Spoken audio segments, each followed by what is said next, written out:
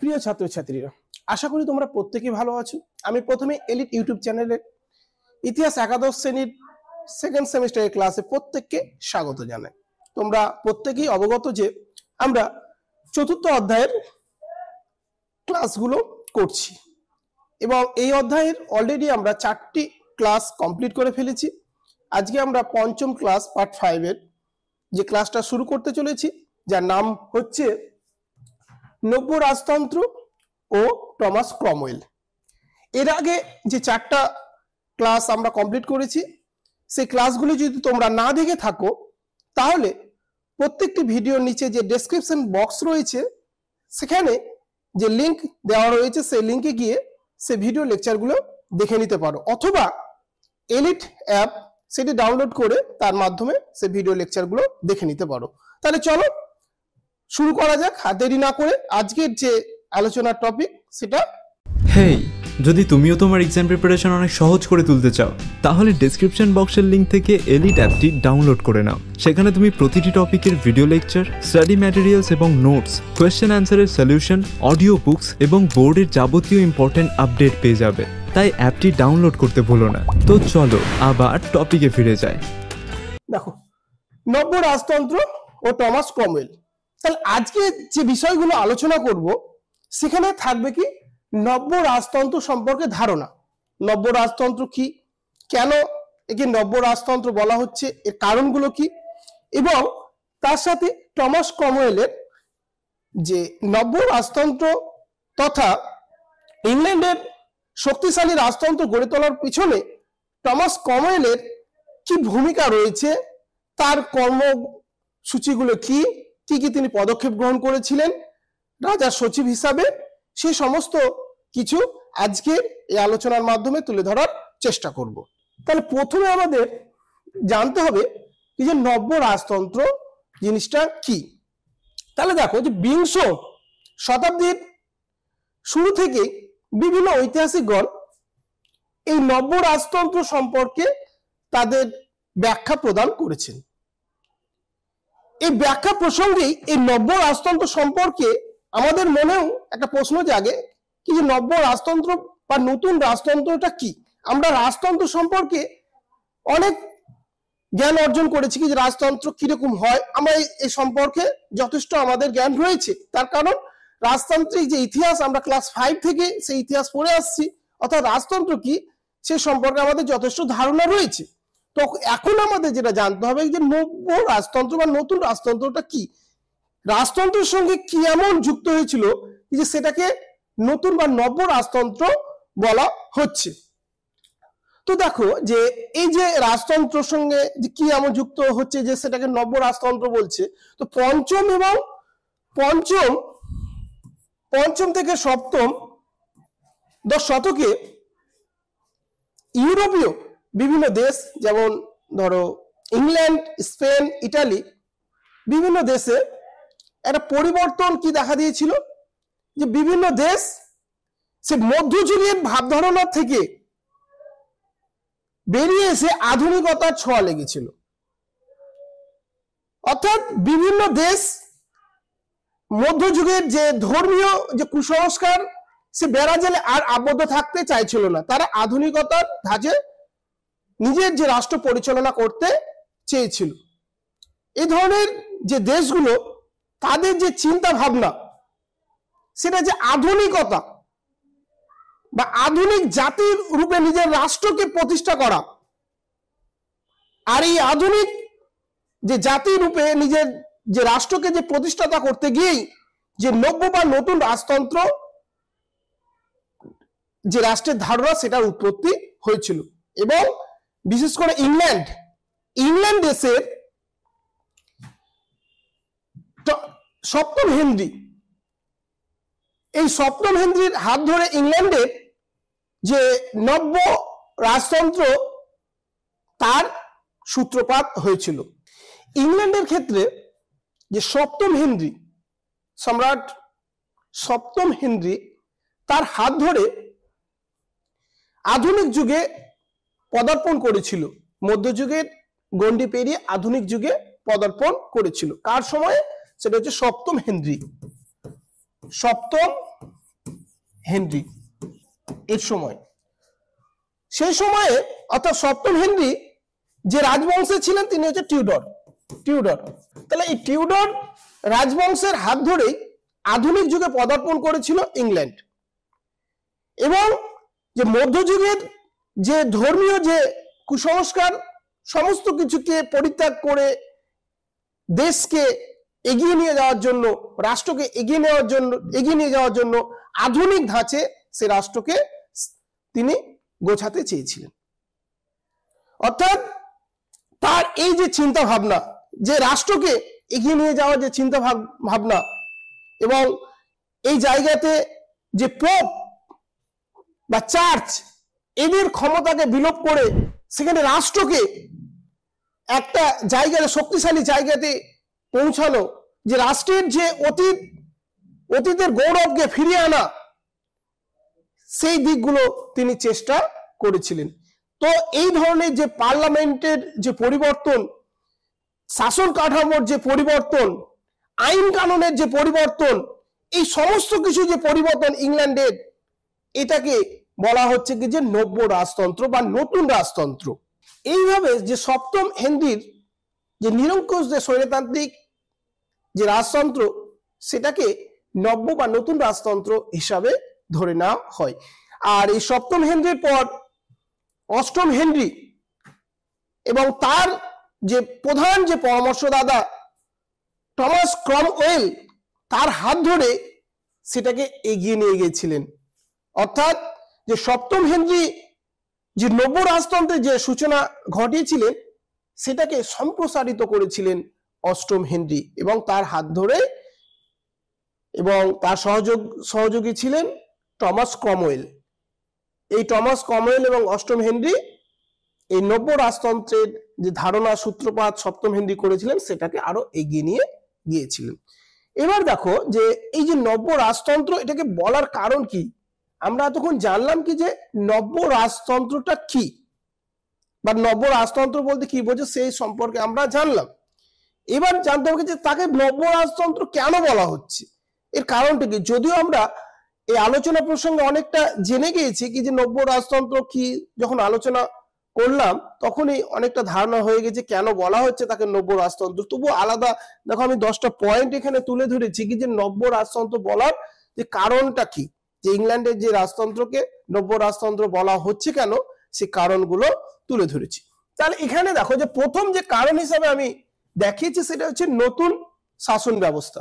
ইংল্যান্ডের যে শাসন ব্যবস্থা, সপ্তম হেনরি যে শাসন ব্যবস্থার সূত্রপাত ঘটিয়েছিলেন, সেটা ছিল একেবারে নতুন শাসন ব্যবস্থা। নতুন কেন বলা হচ্ছে, তার কারণ হচ্ছে যে সপ্তম হেনরির আগে যে শাসন ব্যবস্থা পরিচালিত ছিল ইংল্যান্ডে, যে সময়টাতে গোলাপী যুদ্ধে ইংল্যান্ড প্রায় হচ্ছে ক্ষতবিক্ষত হয়ে পড়েছিল, জনগণ প্রজাগণের কোনো সুখ শান্তি বলে কোনো কিছু ছিল না। মানুষ চাইছিল এমন একজন শাসক এই শাসনভার গ্রহণ করুক যাতে ইংল্যান্ডের সুখ শান্তি ফিরে আসে। তো সেই সময় যে টিউডর যে রাজবংশের যে শাসক সপ্তম হেনরি, যখন তিনি ক্ষমতায় আসছেন, তখন তার যে প্রথম কাজ হচ্ছে যে এই সমস্ত যে বিশৃঙ্খল পরিবেশকে শান্ত পরিবেশে রূপান্তরিত করা, এবং তার জন্য তিনি যে নতুন এক ধরনের শাসন ব্যবস্থা প্রবর্তন করলেন, যেখানে যে মধ্যযুগের যে ধ্যান ধারণা থেকে মানুষকে একেবারে বের করে আনার চেষ্টা করলেন, ধর্মীয় যে কুসংস্কার থেকে বের করে আনার চেষ্টা করলেন, এবং আধুনিকতার যে ধাঁচে রাষ্ট্রকে সাজানোর চেষ্টা করলেন, যেখানে জনগণ সুখ শান্তিতে থাকবে, সেখানে পার্লামেন্টের শাসন পরিচালিত হবে, পার্লামেন্টের আইন দ্বারা পরিচালিত হবে। এই ধরনের এক নতুন শাসন ব্যবস্থার পরিচালনা ঘটালেন, যেটা হচ্ছে বলা হচ্ছে নতুন শাসন ব্যবস্থা। তাহলে নতুন শাসন ব্যবস্থা সেটা হচ্ছে নব্য রাজতন্ত্রের উল্লেখযোগ্য কারণ হিসাবে সেটা ধরে নেওয়া হয়। দ্বিতীয়তে আছে পার্লামেন্টের প্রাধান্য প্রতিষ্ঠা। তাহলে নব্য রাজতন্ত্রের কারণ হিসাবে পার্লামেন্টের প্রাধান্য প্রতিষ্ঠাতা। তাহলে যে রাজতন্ত্র এতদিন ইংল্যান্ডে ছিল, সেই রাজতন্ত্রে পার্লামেন্টের কোনো গুরুত্ব ছিল না। এখানে পার্লামেন্টের গুরুত্ব দেওয়া হলো, অর্থাৎ এতদিন পার্লামেন্ট ডাকা হতো, পার্লামেন্ট বসতো, কিন্তু পার্লামেন্টের সেই ধরনের গুরুত্ব থাকতো না। সেখানে চার্চ বা পোপ তারা যেটা বলতো সেই মোতাবেক রাষ্ট্র তথা রাজা সেই কাজ করত। তাহলে সেই ক্ষেত্রে যে পার্লামেন্টের কোনো গুরুত্ব সেরকম ভাবে থাকতো না। পার্লামেন্ট থেকে যদি কোনো আইন পাস হতো সে আইনের সেরকম গুরুত্ব থাকতো না। তাহলে এই নতুন যে শাসন ব্যবস্থাতে কি হচ্ছে, এখানে পার্লামেন্টের গুরুত্ব দেওয়া হচ্ছে, পার্লামেন্টকে প্রাধান্য দেওয়া হচ্ছে, পার্লামেন্টের যে সমস্ত আইনগুলো বলবৎ করা হচ্ছে সেই আইনগুলোকে মেনে চলছে। অর্থাৎ যে তোমার 1529 থেকে যে 36 পর্যন্ত যে 7টা অধিবেশন পার্লামেন্টের বসেছিল, সেখানে যে 137টি যে আইন প্রণয়ন করা হয়েছিল, তার মধ্যে যে 32টি যে আইন হচ্ছে খুবই গুরুত্বপূর্ণ ছিল, তারই প্রমাণ কি যে পার্লামেন্টকে প্রাধান্য দেওয়া হচ্ছে। তাহলে পার্লামেন্টের যে প্রাধান্য, যেটা নিশ্চয়ই তাহলে আগের রাজতন্ত্র থেকে সেটা আলাদা ছিল। তাহলে এটা নির্দ্বিধায় বলতে পারি কি যে নব্য রাজতন্ত্রের উল্লেখযোগ্য কারণ হিসাবে যে পার্লামেন্টের প্রাধান্য, সেটাকে ধরে নেওয়া যেতে পারে যে আগে পার্লামেন্টকে গুরুত্ব দিত না, এখন পার্লামেন্টকে গুরুত্ব দিচ্ছে। তাহলে পার্লামেন্টের যে প্রাধান্য সেটা হচ্ছে উল্লেখযোগ্য কারণ হিসাবে ধরে নেওয়া যায়। তারপর বলছে কি সামন্তদের দমন। অর্থাৎ সামন্ত প্রথা, যে টিউডার শাসন ব্যবস্থার আগে ইংল্যান্ডে সামন্তদের একটা প্রভাব প্রতিপত্তি ছিল, সামন্ত অভিজাতদের একটা প্রভাব প্রতিপত্তি ছিল। তো এই যে পার্লামেন্টের যে আইন দ্বারা, লিভারি এবং মেইনটেনেন্স নামক দুটি আইন দ্বারা সামন্তদের দমন করা হচ্ছে। অর্থাৎ এতদিন যে সামন্তদের যে ক্ষমতা যেটা ছিল, সেই সামন্তদের ক্ষমতাটাকে বিলোপ করা হচ্ছে। তাহলে এটা একটা নতুন ধরনের, তাই তো, যে এতদিন ধরে সামন্ত অভিজাতদের যে ক্ষমতাটা ছিল, সেই জায়গাতে যে পার্লামেন্টের আইন দ্বারা সামন্তদের ক্ষমতাকে বিলোপ করা হলো।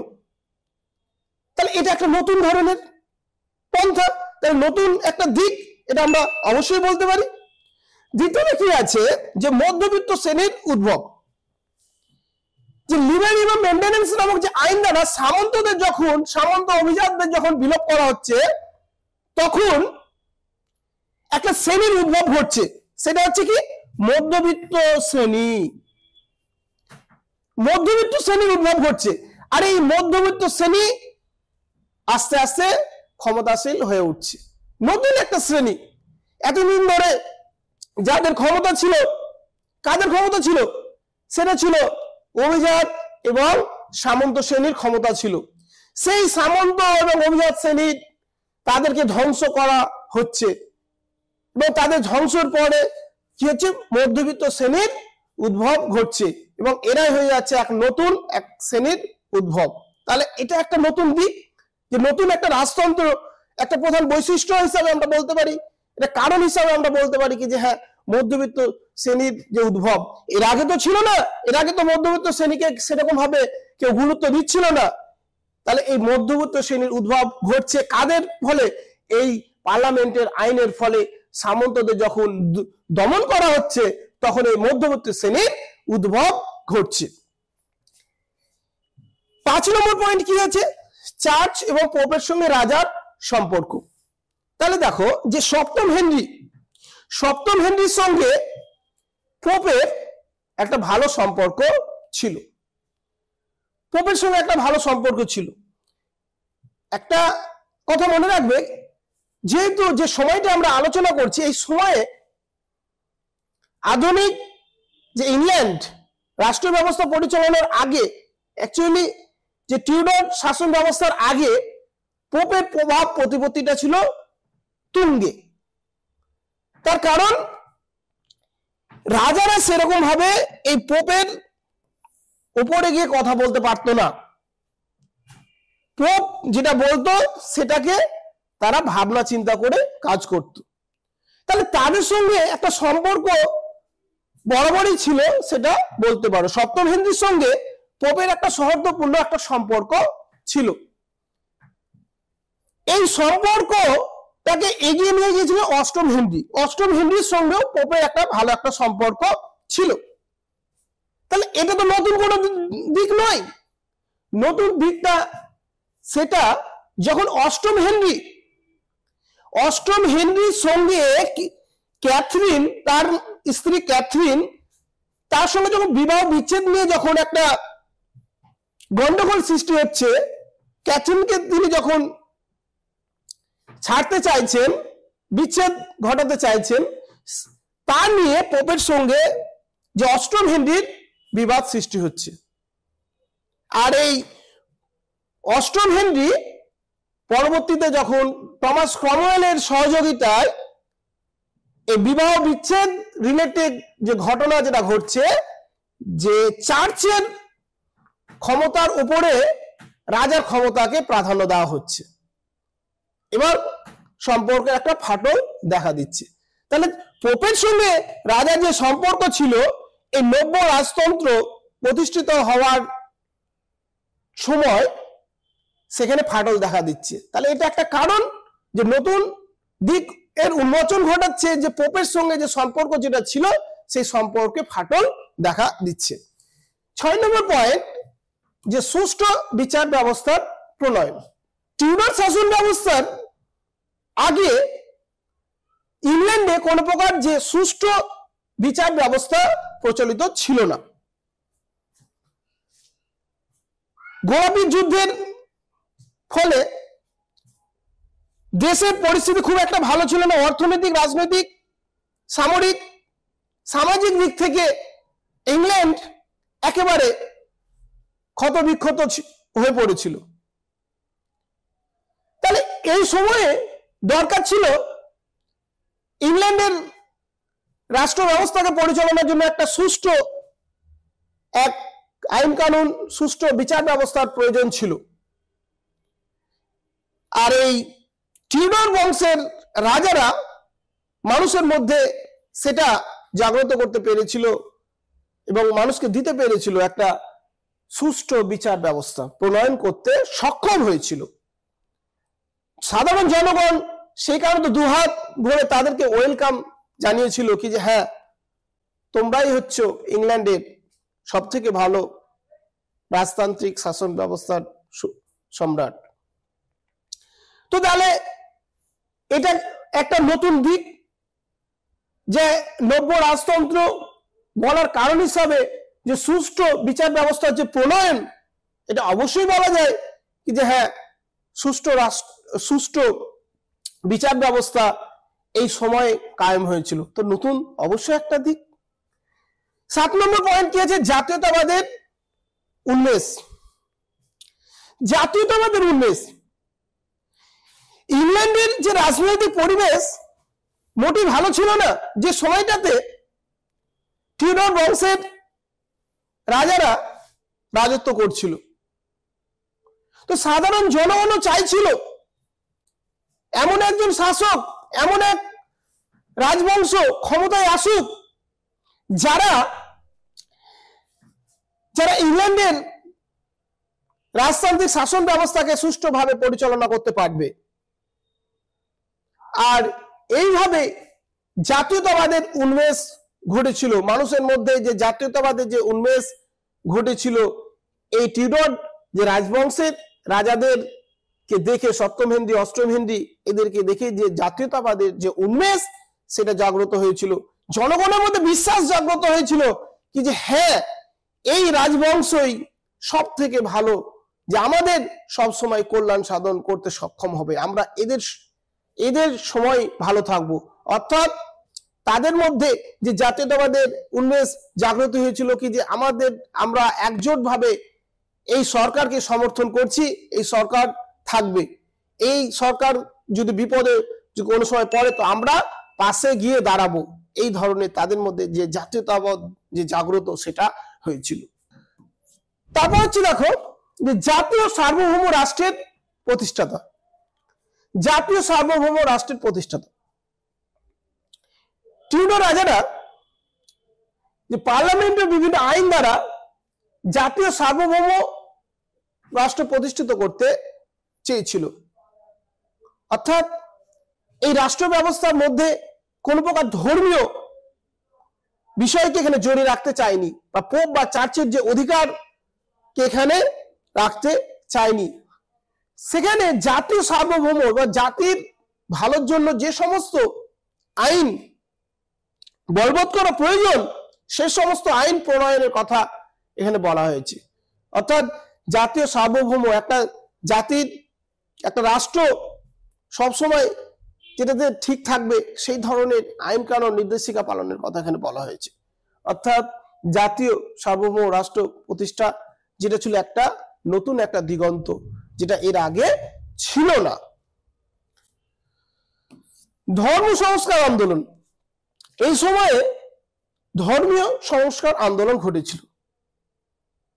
ইংল্যান্ডে যে আধুনিক যে যুগের পর্যায়ে ছাপাখানার আবিষ্কার হয়েছিল, মুদ্রণ শিল্পের আবিষ্কার হয়েছিল, আর এই সমস্ত আবিষ্কারের ফলে কি, যে ধর্মীয় গ্রন্থ যে বাইবেল, এই ধর্মীয় গ্রন্থ বাইবেল, এই বাইবেল ইংরেজি ভাষাতে অনুবাদ করা হয়েছিল। যে এই যে বাইবেল যেহেতু ইংরেজি হরফের সেটা তৈরি হয়েছিল, ইংরেজি হরফ তৈরি হয়েছিল, তো সেই হিসাবে যে বাইবেলটা ইংরেজি ভাষাতে অনুবাদ করা হয়েছিল। আর এই ইংরেজি ভাষাতে অনুবাদের ফলে বাইবেল ইংল্যান্ডের প্রত্যেকটি মানুষের ঘরে ঘরে বাইবেল পৌঁছাতে থাকে।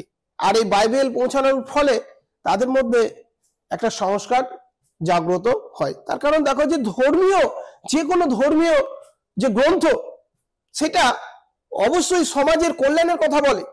কোনো ধর্মীয় গ্রন্থ কখনোই সমাজের ধ্বংসের কথা বা সমাজের খারাপের কথা কখনো বলে না। সমাজ উন্নয়নের কথা বলে, সমাজের ভালোর কথা বলে, পাপ পুণ্যের কথা বলে, এই সমস্ত কিছু কিন্তু একটা ধর্মীয় গ্রন্থ বলে। তো যে কোনো ধর্মগ্রন্থ সে যদি ভালোভাবে যদি সেটাকে অধ্যয়ন করে, তাহলে তার মধ্যে সংস্কারমূলক যে ভাবনা, চিন্তা ভাবনা, সেটা জাগ্রত হবে। সেটা হিন্দু পুরাণ হতে পারে, গীতা, বাইবেল থেকে শুরু করে সেই কোরআন শরীফ, সমস্ত কিছুই হতে পারে। তো এখানে এই জিনিসটাই বোঝাতে চেয়েছে যে ধর্মীয় যে সংস্কার আন্দোলন এই সময়ে হয়েছিল, আর এই ধর্মীয় সংস্কার আন্দোলন নিঃসন্দেহে একটা নতুন দিক এর উন্মোচন করেছিল। তাহলে এটাকে সেই কারণে নব্য রাজতন্ত্র বলার কারণ, ধর্ম সংস্কার আন্দোলন, এটাকে অবশ্যই বলা যেতে পারে। এখানে মানুষ যে ধর্মীয় চিন্তা ভাবনা তাদের মধ্যে জাগ্রত হয়েছিল, তারা বাইবেলকে অধ্যয়ন শুরু করেছিল, বাইবেলের অধ্যয়ন, প্রত্যেকটা ঘরে ঘরে বাইবেল পৌঁছাতে পেরেছিল।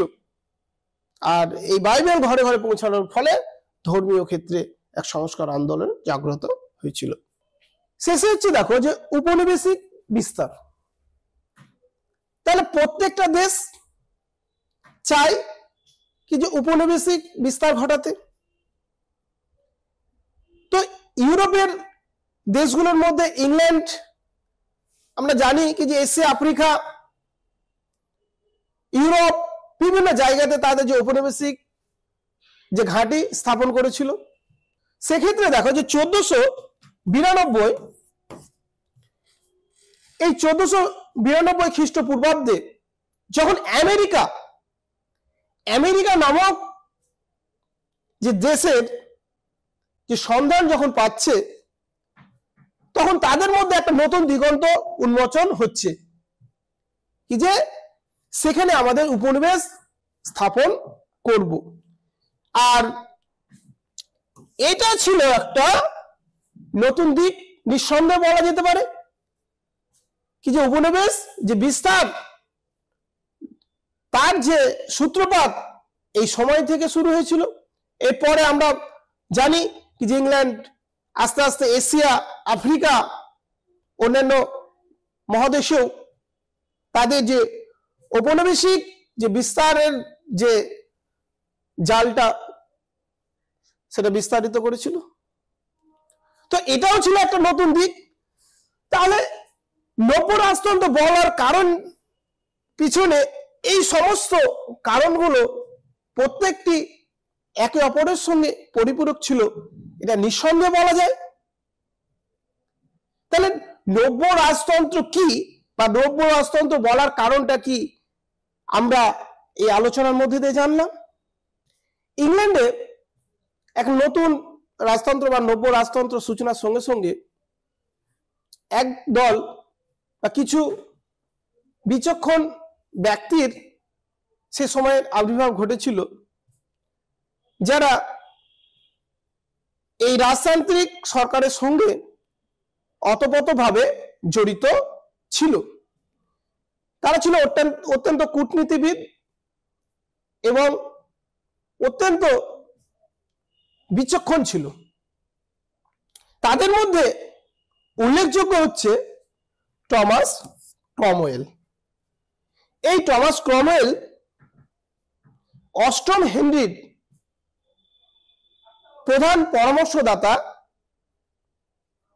এক সময় পরিণত হয়েছিল। এই টমাস ক্রমওয়েল 1485 খ্রিস্টপূর্বাব্দে ইংল্যান্ডের পুটনিতে জন্মগ্রহণ করেন। কোন জায়গা?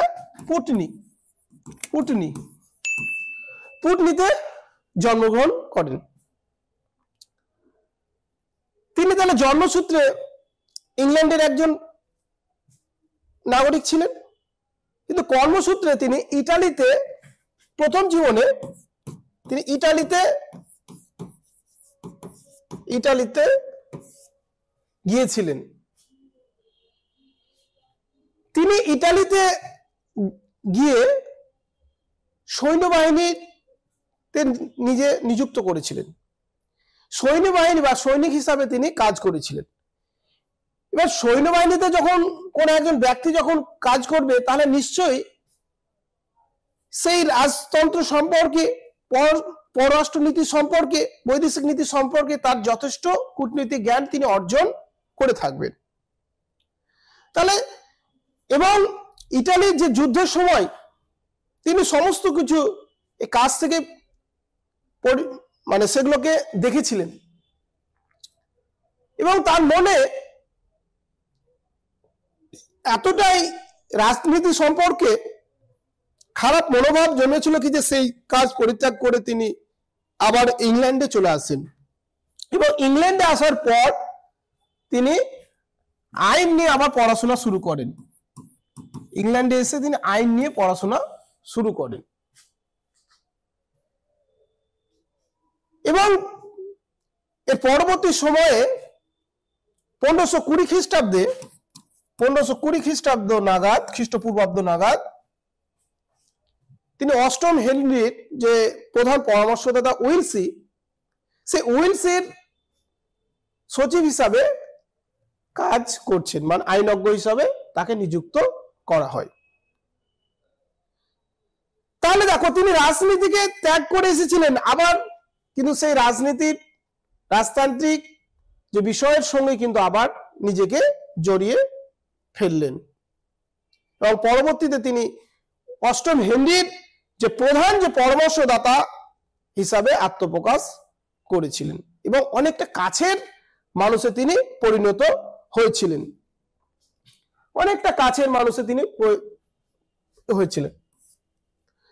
তাহলে এই যে উত্থান, এর উত্থানটা ছিল খুবই সহজও বলতে পারো, আবার কঠিনও বলতে পারো। যে প্রথম জীবনে যেমন দেখলাম যে ইংল্যান্ড থেকে তিনি ইটালি যাচ্ছেন এবং ইটালি থেকে আবার তিনি ফিরে আসছেন, এবং এর উত্থানটা বা তিনি কাছে আসতে পেরেছিলেন একটা ঘটনার মাধ্যমে, যেটা ছিল যে রাজতান্ত্রিক যে ব্যক্তিদের সাথে তিনি খুব সহজে কাছাকাছি আসতে পেরেছিলেন একটা ঘটনার মধ্যে দিয়ে। সেই ঘটনাটা কি? সেই ঘটনাটা হচ্ছে অষ্টম হেনরি প্লাস হচ্ছে ক্যাথরিন। অষ্টম হেনরি ও ক্যাথরিন যে বিবাহ বিচ্ছেদ যে ঘটনাটা, এই ঘটনাটাকে কেন্দ্র করে অষ্টম হেনরির খুব কাছাকাছি বা প্রধান পরামর্শদাতার পদটা অলংকৃত করতে পেরেছিলেন টমাস ক্রমওয়েল। তিনি কি এমন কাজ করেছিলেন যে ঘটনার পিছনে? তো দেখো যে অষ্টম হেনরি ক্যাথরিনকে তিনি তালাক দিতে চেয়েছিলেন, অর্থাৎ তিনি তাকে ছাড়তে চেয়েছিলেন।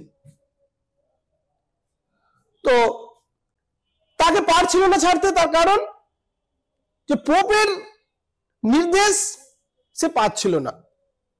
একটু আগের আলোচনাতে আমি যেটা আলোচনা করলাম যে পোপ ছিল ইংল্যান্ডের সর্বময় ক্ষমতার অধিকারী। তো ক্যাথরিনকে বিচ্ছেদ ঘটাতে পোপ কখনোই আগ্রহ দেখাবে না বা দেখাচ্ছিল না। আর ক্যাথরিন কোনো পুত্র সন্তানের জন্ম না দেওয়ায় অষ্টম হেনরি সে পুনরায় বিবাহ করতে চাইছিল, বোলেনকে তিনি বিয়ে করতে চাইছিল। তো এই ক্ষেত্রে কখনোই পোপ তাকে পারমিশন দিচ্ছিল না। তখন টমাস ক্রমওয়েল অষ্টম হেনরিকে পরামর্শ দিয়েছিল, যতদিন পোপের ক্ষমতা রাষ্ট্রের উপরে থাকবে, অর্থাৎ রাজার উপরে থাকবে, ততদিন আপনি কখনোই বোলেনকে বিয়ে করতে পারবেন না বা ক্যাথরিনকে তিনি বিচ্ছেদ ঘটাতে পারবেন না, ছাড়তে পারবেন না। তার জন্য প্রয়োজন কি যে রাজার ক্ষমতাটা পোপের ঊর্ধ্বে নিয়ে যেতে হবে, অর্থাৎ রাজার ক্ষমতা পোপের থেকে অধিক এই পর্যায়ে নিয়ে যেতে হবে, তাহলেই সেটা সম্ভব। অর্থাৎ পোপের ক্ষমতা তাহলে কমাতে হবে, পোপের এতদিনের যে ক্ষমতা রয়েছেন সেই ক্ষমতাটাকে নিচের দিকে নিয়ে আসতে হবে, তাহলেই সেটা সম্ভব। তো টমাস ক্রমওয়েল অষ্টম হেনরি ও ক্যাথরিনের যে বিবাহ বিচ্ছেদ সেটা ঘটাতে সক্ষম হয়েছিলেন। আর এই ঘটনার পর থেকেই অষ্টম হেনরি কাছের লোকে পরিণত হয়েছিলেন টমাস ক্রমওয়েল।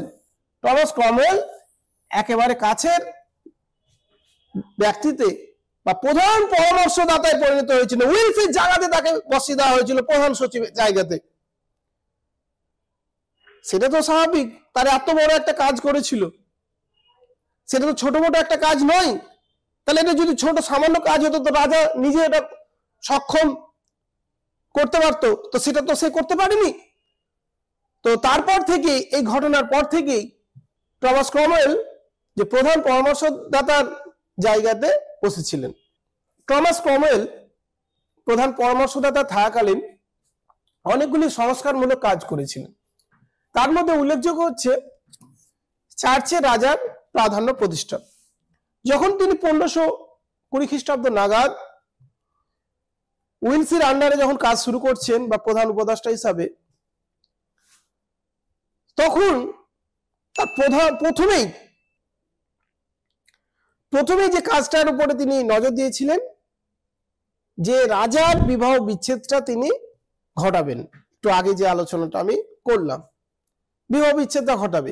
এবং সে বিবাহ বিচ্ছেদটা তো অত সহজ নয়, যেখানে পোপের প্রাধান্য রয়েছে ইংল্যান্ডে রাজতান্ত্রিক শাসন ব্যবস্থায়, অত সহজ নয় কি যে সে বিবাহ বিচ্ছেদ সহজেই ঘটানো সম্ভব হবে। তো সংস্কারমূলক যে কাজ, প্রথমেই তিনি চার্চে রাজার প্রাধান্য প্রতিষ্ঠা, তিনি দৃঢ় প্রতিজ্ঞাবদ্ধ হন যে চার্চে রাজার প্রতিষ্ঠা করবে। অর্থাৎ রাজার যে প্রাধান্য, এটা করার জন্য তিনি কি করলেন?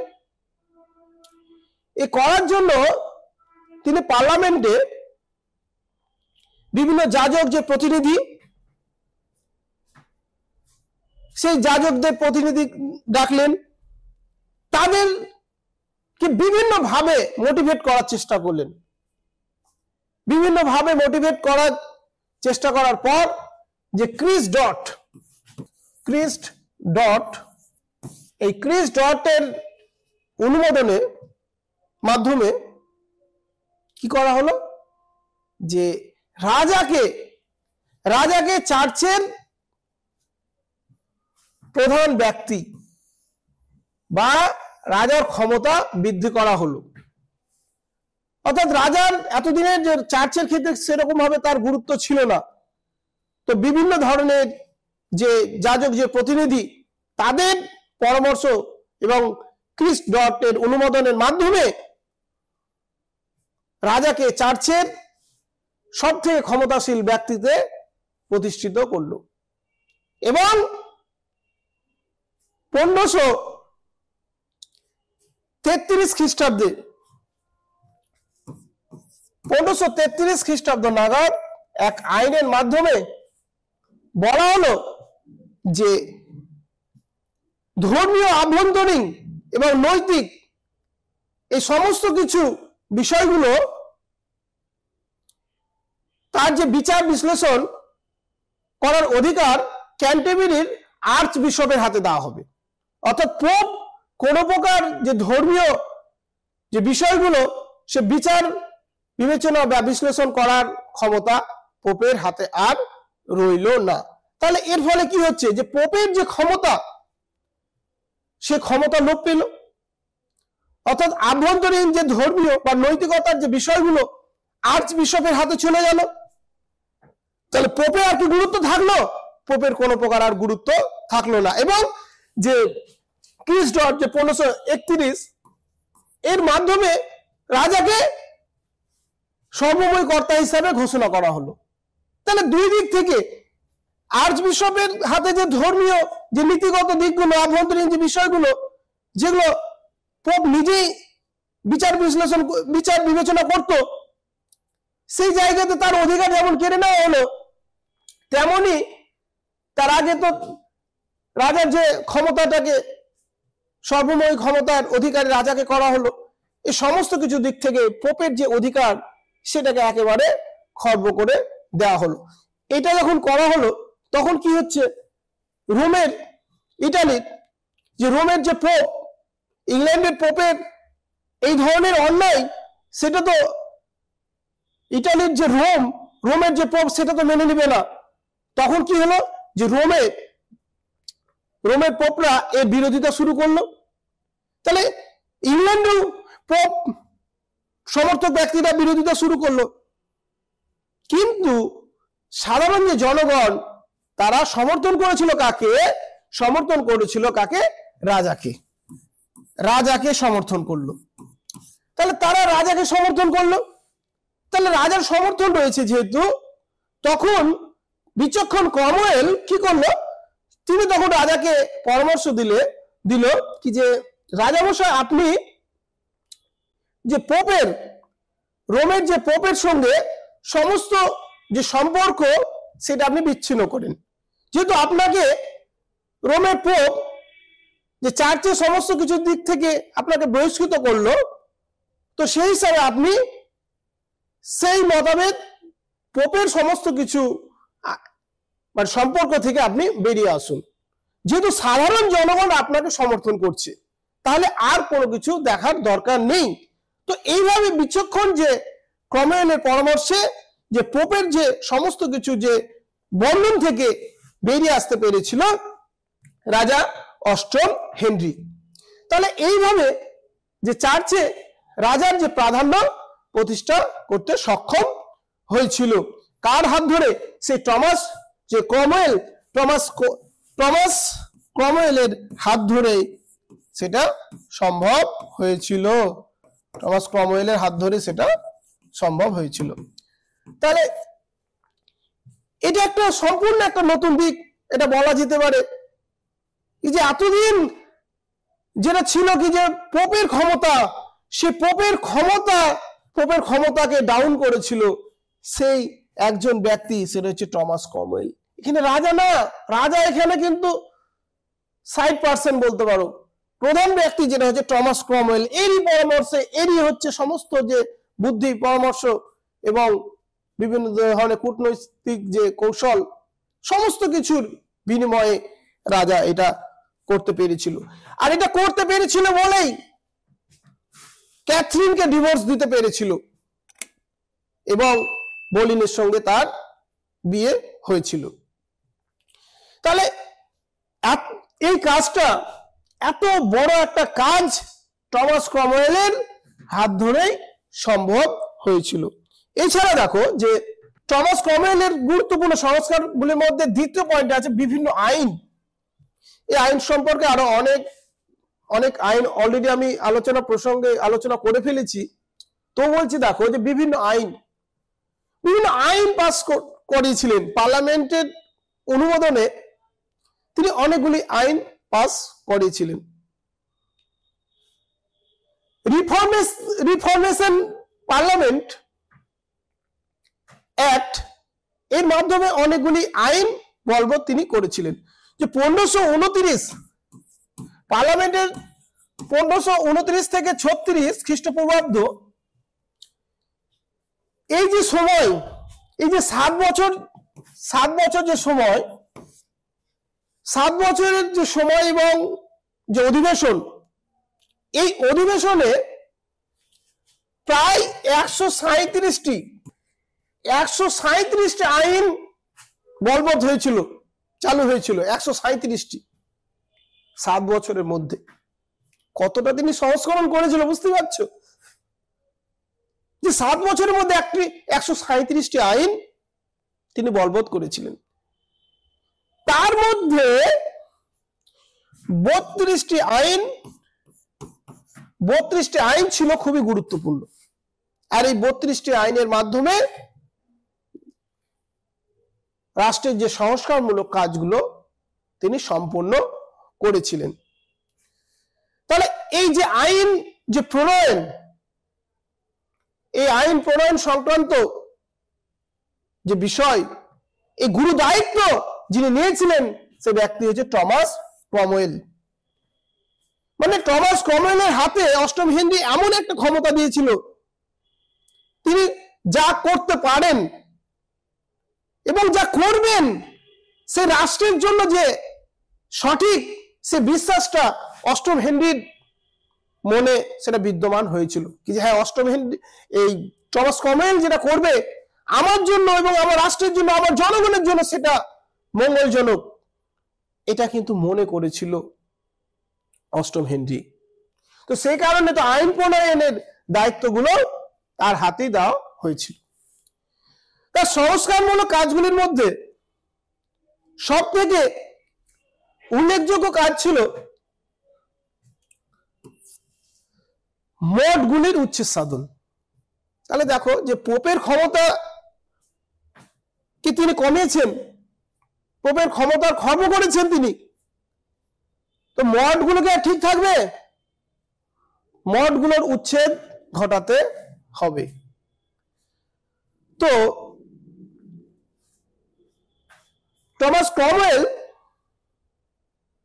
মঠগুলোকে দুটি পর্যায়ে উচ্ছেদ করেছিলেন, এবং মঠগুলোকে যে উচ্ছেদ করেছিলেন শুধুমাত্র যে হঠাৎ করে মঠগুলোর উচ্ছেদ করে দিলাম সেটা তো করলে হবে না। মঠগুলোকে উচ্ছেদের করার পিছনে যথেষ্ট কারণ দেখাতে হবে, কি কারণে আমি মঠগুলোকে উচ্ছেদ করব। তো তাহলে দেখো এই মঠগুলি উচ্ছেদ সাধনের পিছনে তিনি যে যুক্তিগুলো দেখিয়েছিলেন, এই মঠগুলি ছিল বিপুল পরিমাণে অর্থের ভান্ডার, যে অর্থগুলো সেখানকার যাদের সম্প্রদায়রা তারা ভোগ করত, সেগুলোকে যদি রাষ্ট্রের উন্নয়নের কাজে যদি ব্যবহার করা হয় তাহলে নিঃসন্দেহে সেগুলো ভালো হবে। এছাড়া কি ছিল? এছাড়া এই মঠগুলোকে তিনি চিহ্নিত করেছিলেন, এই মঠগুলি হচ্ছে রাজার অপসারণের জন্য বা রাজতান্ত্রিক ক্ষমতাকে অপসারণের জন্য কূটনৈতিক পরামর্শের আতুর ঘর।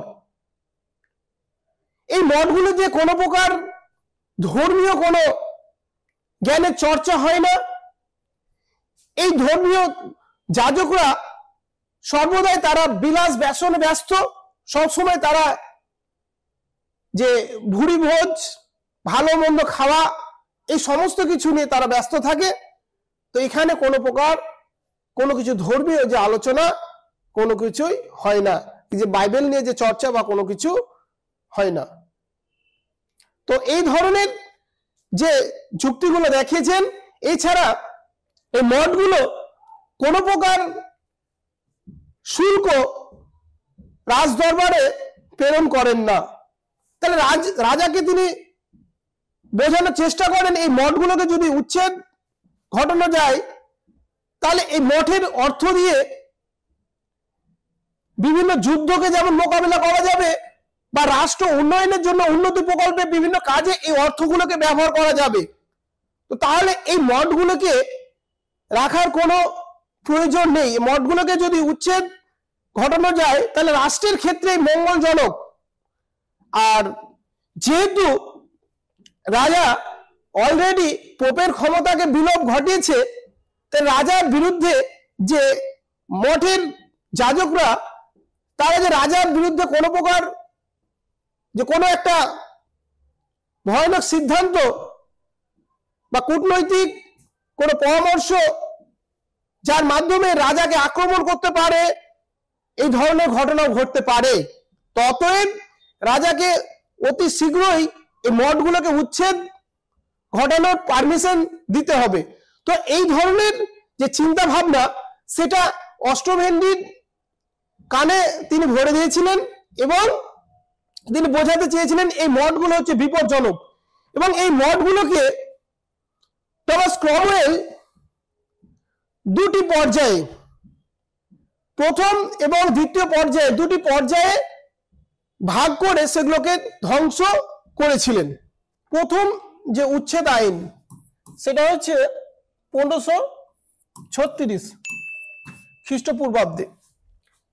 প্রথম মঠ উচ্ছেদ আইন, সেই সময়ে ছোট ছোট যে মঠগুলো, সেই মঠগুলোকে তিনি উচ্ছেদ ঘটিয়েছিলেন, যেগুলো হচ্ছে 200 পাউন্ড বাৎসরিক যে আয়,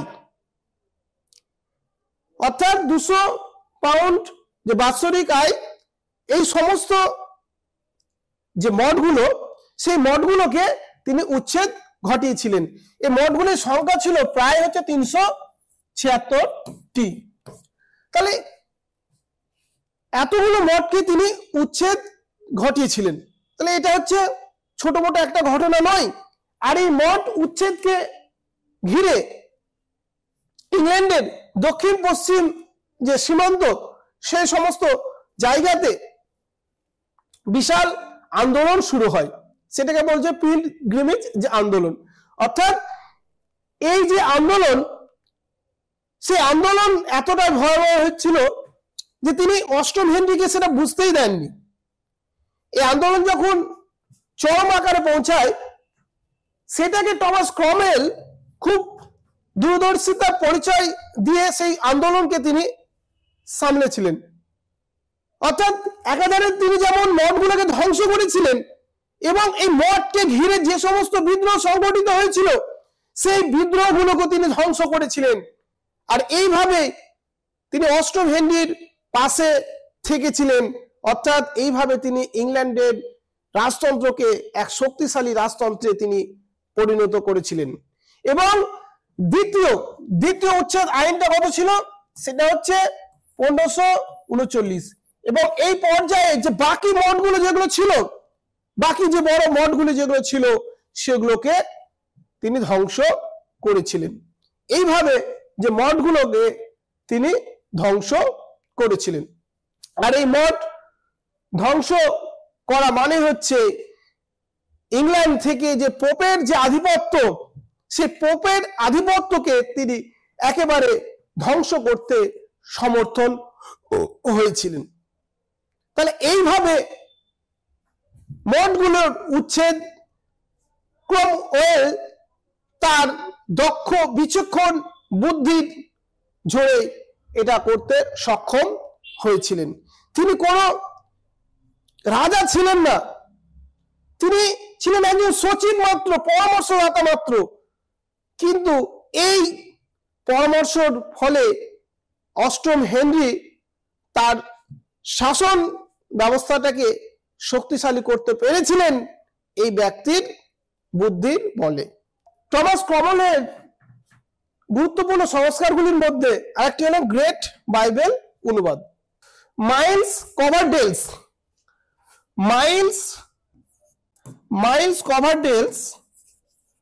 কভারডেলকে বাইবেল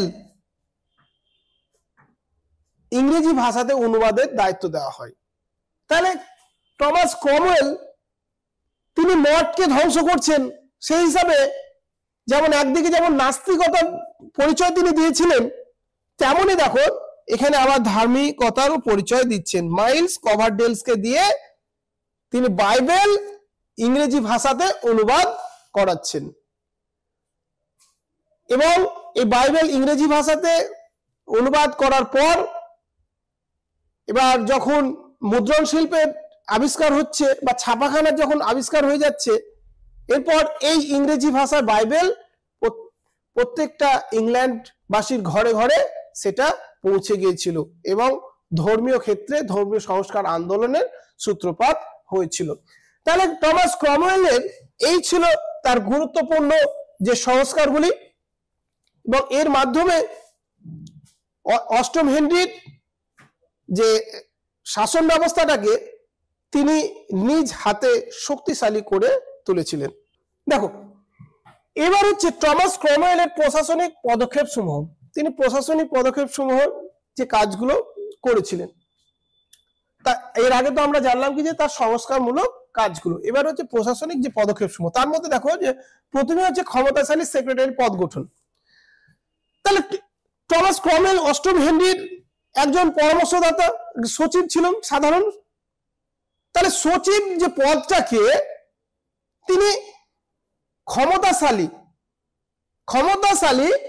সেক্রেটারি পদে রূপান্তরিত করেছিলেন, অর্থাৎ সেটাকে সেক্রেটারি পদ। তাহলে এই যে সেক্রেটারি পদ গঠন, যেটা হচ্ছে রাজার পরে পরে হচ্ছে এর অবস্থান,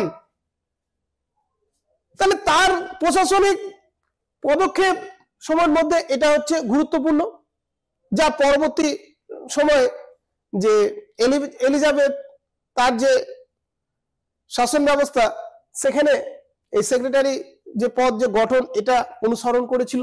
তাহলে নিশ্চয়ই তাহলে এটা ছিল তার যে পরিকল্পনার মধ্যে একটা ভালো একটা পরিকল্পনা, এটা বলতেই পারা যায় যে সেক্রেটারি পদ যে গঠনটা, এবং এই সেক্রেটারি পদের মাধ্যমে বিভিন্ন যে রাজতান্ত্রিক যে কাজগুলো সেটা করে থাকতো। এবং তারপরে হচ্ছে যে প্রিভি কাউন্সিল গঠন। প্রিভি কাউন্সিল হচ্ছে 19 জন যে সদস্য নিয়ে তিনি প্রিভি কাউন্সিল গঠন করেছিলেন এবং এই যে 19 জন যে সদস্য, এরা যেটাকে প্রিভি কাউন্সিল এর মধ্যে রাখা হতো, এরা প্রত্যেকেই থাকতো কি যোগ্য ব্যক্তি। এখানে কোনো প্রকার যে স্বজন পোষণ থাকতো না, যোগ্যতার মাপকাঠিতে তাকে নিয়োগ করা হতো। এবং এই সমস্ত যে ব্যক্তি যারা যে প্রিভি কাউন্সিলের সদস্য হতেন, তারা যে রাজতন্ত্রের যে সামরিক, অর্থনৈতিক, ধর্মীয় সমস্ত বিষয়গুলো এরা পর্যবেক্ষণ করত এবং সে কাজ কে কিরকম ভাবে কাজ করছে এই তদারকি করার ক্ষমতা এই প্রিভি কাউন্সিলিং এ থাকতো। তাহলে এই যে প্রিভি কাউন্সিল যে গঠন করতো যে 19 জন যে সদস্য নিয়ে, এটা হচ্ছে টমাস ক্রমওয়েলের যে প্রশাসনিক পদক্ষেপের যে উল্লেখযোগ্য একটা পদক্ষেপ হিসাবে এটা মনে করা হয়ে থাকে। যেমন তার সংস্কারগুলো যেমন খুবই গুরুত্বপূর্ণ, তার সঙ্গে যে প্রশাসনিক যে পদক্ষেপ সমূহ, তার মধ্যে যে সচিব পদকে তিনি যে ক্ষমতাশালী সেক্রেটারি পদে যে রূপান্তরিত করছে এবং প্রিভি কাউন্সিল গঠন করছে, এই দুটোই ছিল খুবই উল্লেখযোগ্য। তাহলে টমাস ক্রমওয়েলের আমরা যেমন সংস্কারমূলক কাজ দেখলাম, প্রশাসনিক পদক্ষেপগুলো যেমন দেখলাম, এবার হচ্ছে দেখো যে অর্থনৈতিক পদক্ষেপ সমূহ, অর্থনৈতিক দিক থেকে তিনি কি কি পদক্ষেপ নিয়েছিলেন। অর্থনৈতিক পদক্ষেপের মধ্যে যেমন আমরা তার যে পরিকল্পনা মাফিক যে মঠকে উচ্ছেদ সাধন করছে এবং সেই অর্থ দিয়ে যুদ্ধের ক্ষেত্রে বা রাজ্যের উন্নয়নের জন্য সেটাকে কাজে লাগানো হচ্ছে, সেটা তো ছিল। তাছাড়াও যে কিছু তিনি পদক্ষেপ গ্রহণ করেছিলেন যার মাধ্যমে রাষ্ট্রের উন্নতি সম্ভব হয়েছিল, অর্থনৈতিক যে ভান্ডার শক্তিশালী হয়েছিল, তো সেগুলো আমরা দেখব। সেখানে দেখো যে প্রথমে রাখা হচ্ছে এক্সচেকার।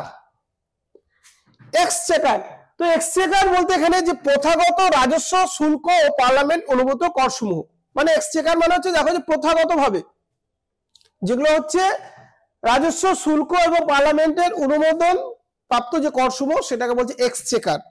এটা বেশিরভাগ সবাই দিত, সেখানে কোনো প্রকার কারো ডাউট থাকতো না, এখানে কোনো প্রকার কিন্তু থাকতো না। তার কারণ এটা পার্লামেন্ট অনুমোদন ছিল, কিন্তু সবাইকে এই করটা দিতে হবে, যে যার নাম হচ্ছে এক্সচেকার। ঠিক আছে, পার্লামেন্ট অনুমোদন মানে পার্লামেন্টের এটা পারমিশন ছিল, এই করটা সবাইকে দিতে হতো।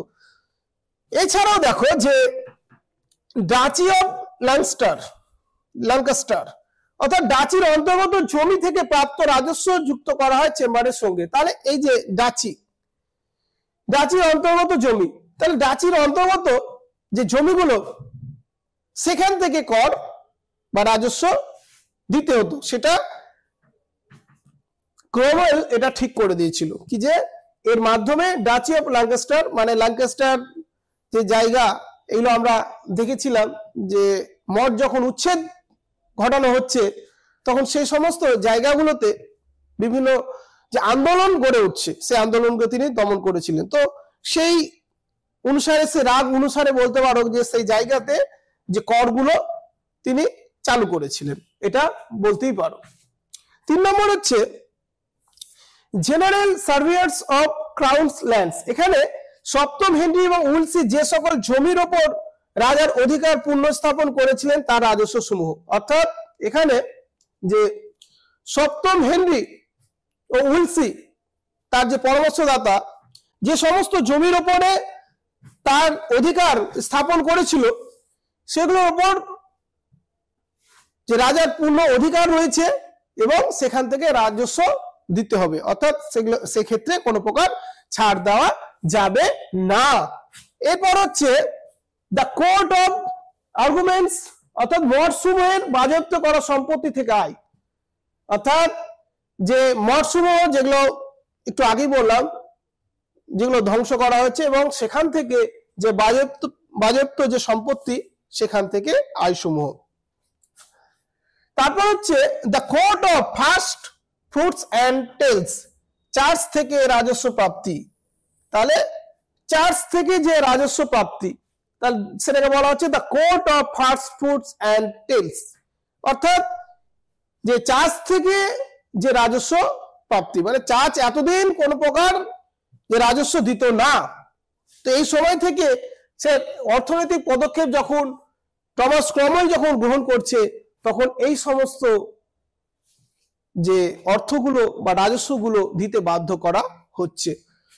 The court of wards and liveries, অর্থাৎ এখানে যেটা বলা হচ্ছে কি যে টমাস ক্রমওয়েল এই যে পদক্ষেপ, অর্থনৈতিক যে পদক্ষেপ নিয়েছিলেন, সেগুলো হচ্ছে সবই হচ্ছে সাধুবাদ, সবই ঠিকঠাকই ছিল রাজস্ব যে সংগ্রহ বিষয়ে, কিন্তু সমস্ত কিছু যে টমাস ক্রমওয়েল এই সমস্ত কিছু গ্রহণের ফলে যে অর্থনৈতিক দিক যে শক্তিশালী হয়েছিল একদিকে যেমন ঠিকই আছে, কিন্তু যখন যে দেশের যখন কোনো প্রকার যুদ্ধ যখন পরিচালিত হতো তখন সে অর্থের ঘাটতি কিন্তু দেখা দিয়েছিল। অর্থাৎ এর মাধ্যমে এখান থেকে যে এক্সট্রা যে অর্থনৈতিক ডেভেলপমেন্ট করার যে বিষয়ে এখানে বলা হয়েছে কি যে কোনো যে শিল্প কলকারখানা যে প্রতিস্থাপন এবং তার মধ্যে দিয়ে যে শুল্ক ধার্য, এই সমস্ত কিছু এক্সট্রা থাকছে। তাহলে এখান থেকে যে বোঝা যাচ্ছে যে অর্থনৈতিক দিক থেকে টমাস ক্রমওয়েল পদক্ষেপ গ্রহণ করেছিলেন, অর্থাৎ একজন রাজার যে সমস্ত পদক্ষেপগুলো গ্রহণ করা উচিত, এই জায়গাতে টমাস ক্রমওয়েল তিনি নিজেই সমস্ত যে পদক্ষেপগুলো গ্রহণ করছেন, আর যেগুলো সবই ছিল একটা শক্তিশালী রাষ্ট্রের জন্য প্রয়োজনীয়। দেখো, পররাষ্ট্র নীতির ক্ষেত্রেও তার বিশেষ ভূমিকা ছিল, অর্থাৎ ক্রমওয়েলের পররাষ্ট্র নীতির ক্ষেত্রেও বিশেষ ভূমিকা ছিল। প্রথমে দেখো যে ইটালির সঙ্গে সম্পর্ক, পররাষ্ট্র নীতির ক্ষেত্রে যে ইটালির সঙ্গে সম্পর্ক, এটা যে ক্রমওয়েলের ভালো হবে না সেটা আমরা প্রত্যেকেই জানি, জেনে গিয়েছি এই আলোচনা প্রসঙ্গে। তার কারণ এর আগে আমি বললাম যে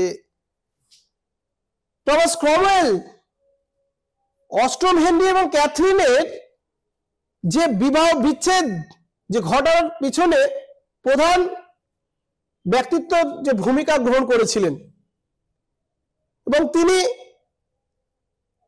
রাজাকে চার্চের অধিকারের উপরে নিয়ে গেছিলেন ক্ষমতা।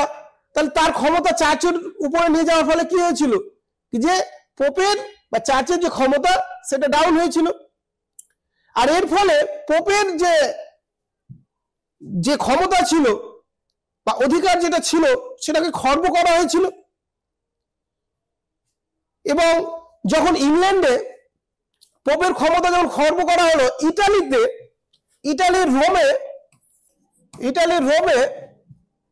যে রোমের চার্চ তাকে বহিষ্কৃত করলো। অষ্টম হেনরিকে যখন বহিষ্কৃত করলো, তখন টমাস ক্রমওয়েল সেই ইটালির যে রোমের যে চার্চের সঙ্গে সমস্ত সম্পর্ককে বিচ্ছিন্ন করতে বলেছিল। তাহলে ক্যাথরিনের সঙ্গে যে বিবাহ বিচ্ছেদের যে ঘটনা প্রসঙ্গে ইটালির সঙ্গে যে সম্পর্ক সেটা মোটেই ভালো ছিল না, সেটা নির্দ্বিধায় বলা যেতে পারে। তাহলে যে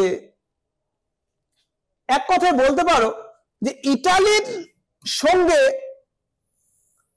টমাস ক্রমওয়েলের সম্পর্ক ভালো ছিল না, বা ইটালির সঙ্গে ইংল্যান্ডের সম্পর্ক মোটেই ভালো ছিল না।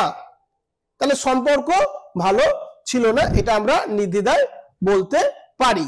দেখো ফ্রান্সের সঙ্গে সম্পর্ক, তাহলে ফ্রান্সের সঙ্গে সম্পর্ক ইংল্যান্ডের কেমন ছিল বা ক্রমওয়েলের সম্পর্কটা কেমন ছিল?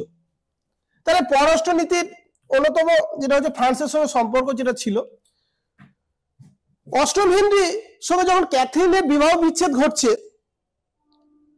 এবং তিনি বোলিনকে যখন বিয়ে করছেন, তখন স্পেন রাজ পঞ্চম চার্লস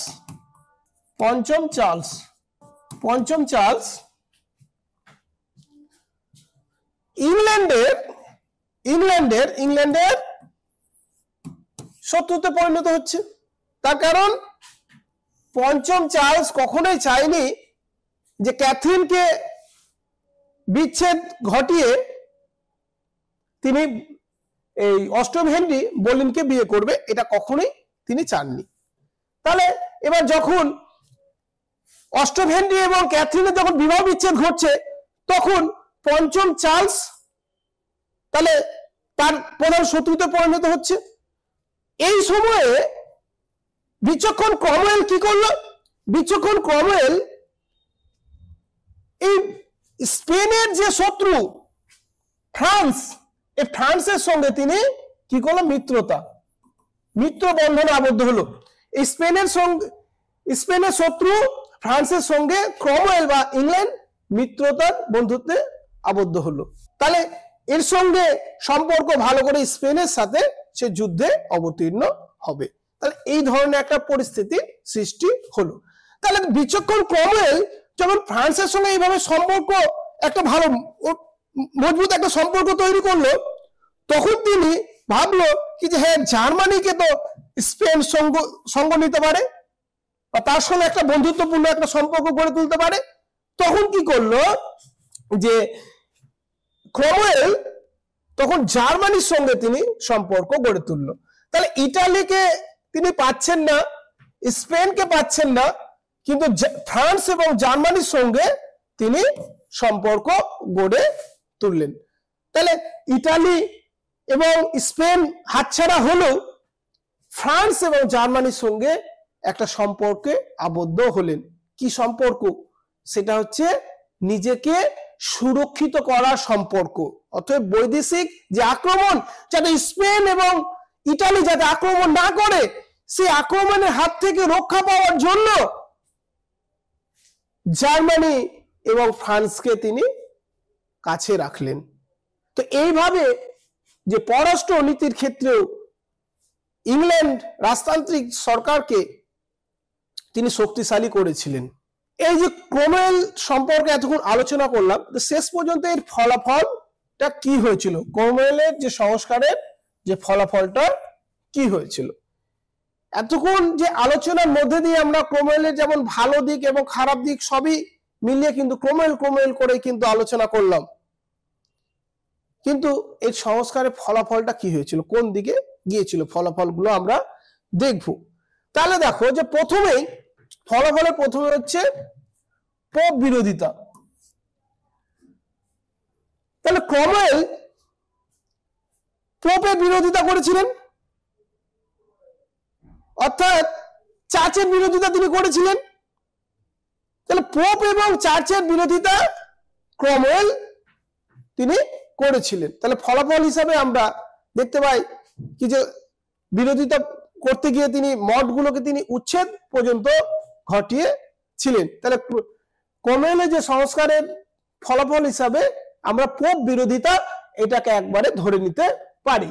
দ্বিতীয়ত কি আছে যে ধর্মকর প্রদান থেকে অব্যাহতি। ধর্মকর প্রদান থেকে অব্যাহতি এটা কি ধরনের, এর মানে হচ্ছে দেখো যে অনেকগুলো মঠ তিনি উচ্ছেদ ঘটিয়েছিলেন, ছোট বড় অনেক মঠ তিনি উচ্ছেদ ঘটিয়েছিলেন। এই মঠগুলো বিভিন্ন জনগণের কাছ থেকে বিভিন্ন ধর্মীয় কর আদায় করতেন। ছোট মঠকে এক ধরনের ধর্মকর দিতে হতো, বড় মঠকে এক ধরনের ধর্মকর দিতে হতো। তাহলে এই যে ধর্ম কর থেকে সাধারণ জনগণ অব্যাহতি পেয়েছিল, অর্থাৎ সাধারণ জনগণকে আর কোনো প্রকার যে কর আর দিতে হতো না, এই কর থেকে তারা রেহাই পেয়েছিল। 3 নম্বর হচ্ছে কি ক্রোমওয়েলের সংস্কারের ফলে বেকারত্ব বৃদ্ধি পেয়েছিল। মঠগুলো উচ্ছেদ ঘটানোর ফলে কি হয়েছিল, এই মঠের সঙ্গে যাজক শ্রেণী, সমাজের যাজক শ্রেণী একটা পার্সেন্টেজ সেই মঠগুলোর সঙ্গে যুক্ত ছিল। তারা সেই মঠের উপর নির্ভর করে তাদের যে সংসার চলতো, তাদের কর্ম এই মঠের সঙ্গে জড়িত ছিল। মঠ ধ্বংস হওয়ার ফলে যাজকদের তাদের কর্মসংস্থান হারিয়েছিল এবং তারা বেকারত্বের আসনে বসেছিল। তাদের রুজি রোজগার করার মতো আর কিছু ছিল না। এই রকম পর্যায়ের সৃষ্টি হয়েছিল এই সময়ে। 4 নম্বর হচ্ছে নতুন জমিদার শ্রেণীর উৎপত্তি। তাহলে দেখো যখন অভিজাত শ্রেণী বা সামন্ত শ্রেণীর উৎখাত ঘটানো হচ্ছে লিবারি বা মেইনটেনেন্স নামক আইন দ্বারা, এই আইন দ্বারা যখন এই সামন্ত শ্রেণী বা অভিজাত শ্রেণীর উৎখাত ঘটানো হচ্ছে, তখন মধ্যপন্থা শ্রেণীর ব্যক্তিদের উৎপত্তি হচ্ছে এবং এই সামন্ত শ্রেণীর যে সম্পত্তি তারা ভাগাভাগি করছে, এই রাজা সেই সম্পত্তিকে নিজের সম্পত্তি বলে মেনে নিচ্ছেন।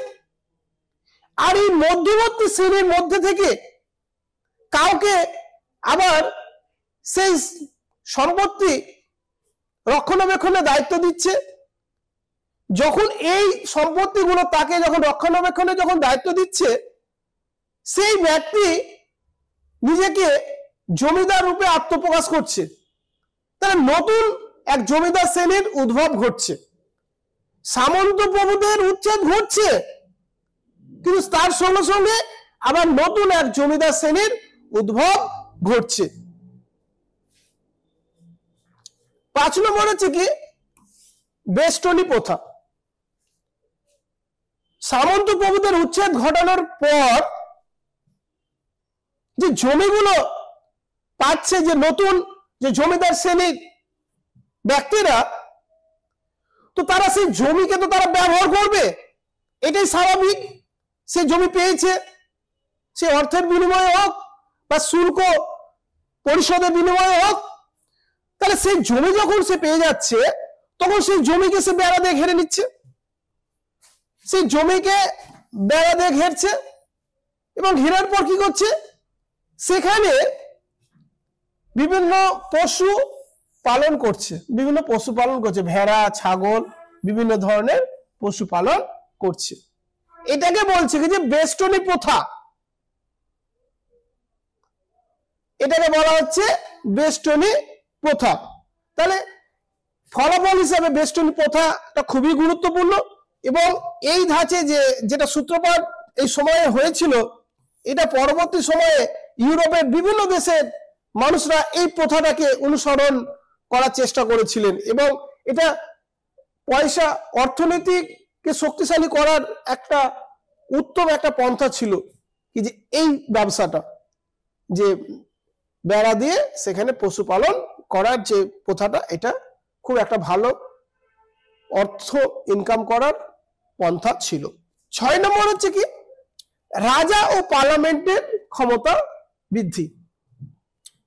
বারবার আমি আলোচনা প্রসঙ্গে বলেছি কি যে রাজার ক্ষমতা আগে ছিল না, সপ্তম হেনরির আগে রাজার ক্ষমতা সেরকম ভাবে ছিল না। সেখানে পোপতান্ত্রিক শাসন ব্যবস্থা বা চার্চ তান্ত্রিক শাসন ব্যবস্থা পরিচালিত ছিল। চার্চ বা পোপ যেটা বলতো রাজাকে সেটা করতে হতো। কিন্তু গোলাপের যুদ্ধের পর যখন সপ্তম হেনরি ক্ষমতায় আসছে, টিউডার শাসকরা যখন ক্ষমতায় আসছে, এরপর থেকে রাজা এবং পার্লামেন্টের ক্ষমতা বৃদ্ধি পাচ্ছে। পার্লামেন্টকে শুধুমাত্র একটা তামাশা ঘর হিসাবে যেটা এতদিন পরিচালিত হচ্ছিল, সেই জায়গাতে পার্লামেন্টে গুরুত্ব বৃদ্ধি পেয়েছিল। পার্লামেন্টের মাধ্যমে প্রচুর পরিমাণে আইন বলবৎ হয়েছিল। আমি যেটা একটু আগে যেটা আলোচনা করেছিলাম যে 1529 থেকে 36, তো এই যে 7 বছর, এই 7 বছরের মধ্যে 7টা অধিবেশনে প্রায় 137টি আইন বলবৎ হয়েছিল। তার মধ্যে গুরুত্বপূর্ণ আইন ছিল 32টি। 137টি আইনের মধ্যে 32টি ছিল খুবই গুরুত্বপূর্ণ। সেই 32টি আইন প্রত্যেককে মেনে চলতে হতো বা বাধ্য করা হয়েছিল। তাহলে রাজা এবং পার্লামেন্টের ক্ষমতা বৃদ্ধি পেয়েছিল, এটা অবশ্যই কমওয়েলথের যে সংস্কারের ফলাফল হিসাবে বলা যেতেই পারে। 7 নম্বরে রয়েছে যে নিয়মতান্ত্রিক রাজতন্ত্রের পটভূমি রচনা। টমাস ক্রমওয়েল যেভাবে পার্লামেন্ট ও রাজার ক্ষমতা সম্প্রসারণের কথা ব্যাখ্যা করেছেন বা বলেছেন বা তিনি দেখিয়েছেন এখানে, সেটা পরবর্তী স্টুয়ার্ট বংশের রাজারাও সেটা অনুসরণ করেছিল এবং সেটাকে এগিয়ে নিয়ে গিয়েছিল, পার্লামেন্টের ক্ষমতাকে আরো বাড়িয়েছিল। কিন্তু 1688 যে খ্রিস্টপূর্বাব্দে যখন ইংল্যান্ডের যে গৌরবময় বিপ্লব ঘটছে, সেই সময়ে স্টুয়ার্ট বংশের যে পরবর্তী যে সময়ে সেই জায়গাতে এই যে সম্প্রসারণ যে ক্ষমতাটা সেটা সংকুচিত হচ্ছে, এবং সেই জায়গাতে নিয়মতান্ত্রিক রাজতন্ত্রের সূত্রপাত ঘটছে। তাহলে এখান থেকে কি দেখা গেল কি যে টমাস ক্রমওয়েলের যে পার্লামেন্ট যে সম্প্রসারণ